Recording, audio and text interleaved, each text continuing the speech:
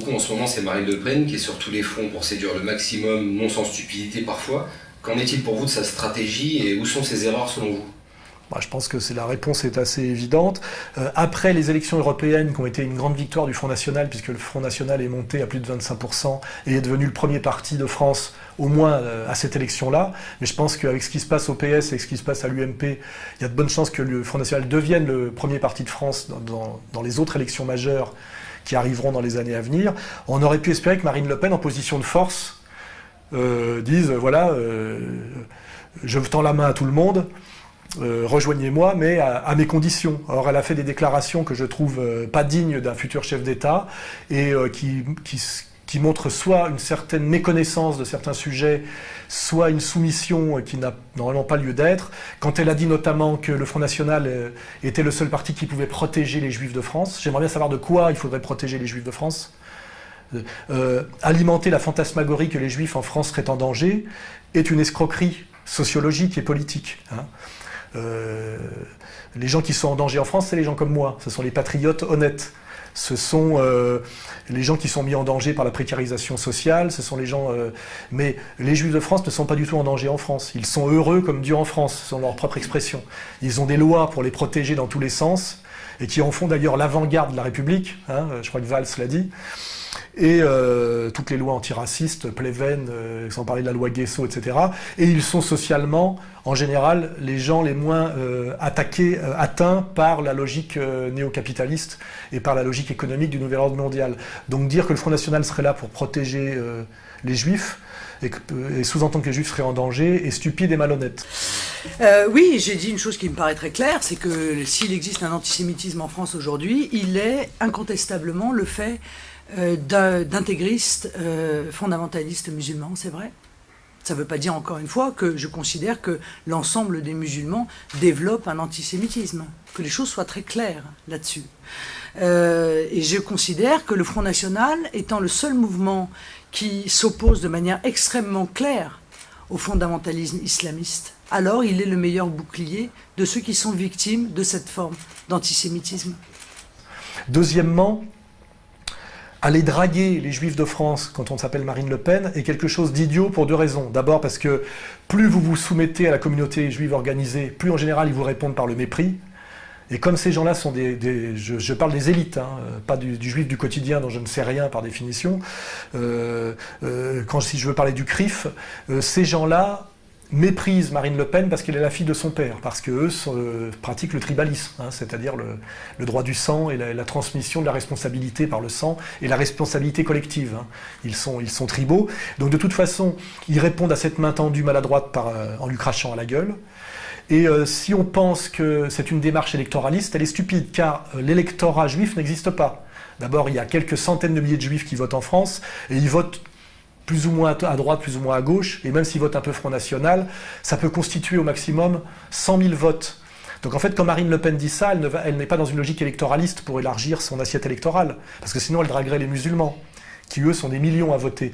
Et elle dit ça pour se soumettre au tout-puissant lobby sioniste qui dirige la France et qui diabolise ou ne diabolise pas. Ce qui fait qu'elle valide la domination judéo-sioniste sur la France au moment où elle devient majoritaire. C'est-à-dire qu'au lieu d'affirmer sa puissance et de demander finalement que, de façon un peu autoritaire, comme elle en aurait le droit, que chacun réintègre la République et ses principes, elle dit je me rapproche du pouvoir et donc ça s'appelle faire sa teshuva, ce qui n'est pas très bon signe. Ça prouve que c'est ce que j'appellerais une politique de femme. Une politique de femme de ménage, mais ce n'est pas une politique de dirigeant. On ne verrait pas Poutine faire ça. Donc c'est une maladresse. Et c'est quelque chose qui n'augure pas de l'avenir.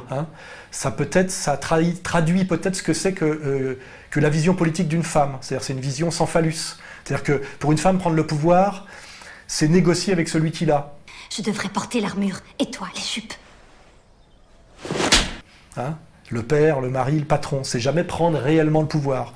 Donc là, je trouve que Asselineau, qu'est-ce que je raconte Asselineau je voulais dire Philippot, excusez-moi, d'ailleurs Asselineau c'est un autre sujet, que Philippot est bien plus cohérent et bien moins maladroit dans ses positionnements. Il ne commet pas ce genre d'erreur. Quand il est face à Aziza, il le renvoie à ce qu'il est. c'est-à-dire un petit communautaire excité, un saillant. Justement, Alain Soral, qui est très dur avec tous les dirigeants du Front actuel, Marine Le Pen en tête, est assez gentil avec vous, puisqu'il reprend sur son site vos articles sur égalité et réconciliation. Il reprend vos articles. Ça vous embête, ce soutien ou Il n'y a pas de soutien. Moi, je suis non, pas là pour parler. Il est dur avec tout le monde, mais pas avec vous. Non, il n'y a pas de convergence. Je sais que vous avez un problème, un contentieux personnel. Réglez-le. Pas du tout, mais là... Si, vous avez un contentieux personnel, mais réglez-le. Voilà. Et pour prolonger sur Marine Le Pen, je ne sais pas si c'était dans les questions, mais quand on lui parle de la LDJ à un moment donné dans une conférence de presse... Quelle est la position du Front National sur cette milice qui, au même titre que, par exemple, les Algériens qui viennent avec des drapeaux algériens, eux, ils viennent avec les drapeaux d'une nation étrangère et les exhibent, recrutent et encouragent au départ en Israël. Quelle est la position du Front National sur cette milice ? Et que c'est un jeune juif agressé par la LDJ qui lui pose la question, alors que viennent d'être condamnés à la prison ferme 2 des agresseurs de ce jeune homme, que je salue, d'une radio, d'un média libre proche d'une autre ou comparable au nôtre. Alors je vais prendre mon cas particulier, je suis de confession juive et j'ai jamais été attaqué par aucun musulman. Par contre, des membres de la Ligue de défense juive m'ont attaqué plusieurs fois. Vendredi a été jugé 2 membres pour avoir jeté une bombe artisanale sur ma voiture. Ils ont pris 10 mois ferme et 6 mois ferme. Mes confrères n'en ont pas fait état, bizarrement. Elle ne répond pas, elle répond à côté et elle fait la grimace. Vous êtes de quel média déjà ? Je suis correspondant pour l'agence de presse Repli et pour un média en France qui s'appelle Agence Info Libre. Agence Info Libre, bien sûr. Alors qu'elle aurait dû répondre qu'il était tout à fait normal dans un état de droit qu'une milice communautaire interdite aux États-Unis et en Israël et qui est spécialisée dans le cassage de gueule de patriotes et de musulmans, qu'elle devrait se réjouir que ces gens-là soient condamnés. Je ne pense pas que normalement ça lui créerait l'hostilité des juifs du quotidien qui avaient l'intention de voter pour elle. C'est pour bien qu'elle a un gros problème de dialogue secret et de soumission avec la communauté juive organisée.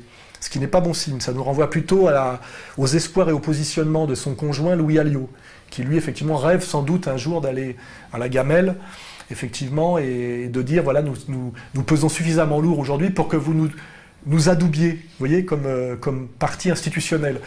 Moi, je remarque qu'il existe en France, sur le territoire français, aujourd'hui, des prêches qui appellent au djihad, qui appellent à la haine des chrétiens, pas seulement des juifs d'ailleurs, des chrétiens, des non-croyants. Et je dis que le Front National est le seul capable de protéger la liberté de culte de chacun de nos compatriotes français. Voilà.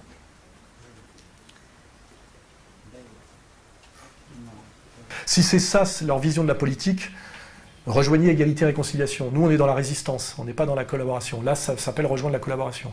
Et ça peut être ça, c'est-à-dire qu'à un moment donné, la toute-puissance communauté juive organisée qui décide qui a le droit de faire de la politique ou pas en France, admet qu'elle ne peut plus empêcher le Front National de monter et que la diabolisation médiatique ne marche plus, et dit bon, on vous intègre effectivement à l'arc républicain, mais ça veut dire que c'est toujours eux qui tirent les ficelles.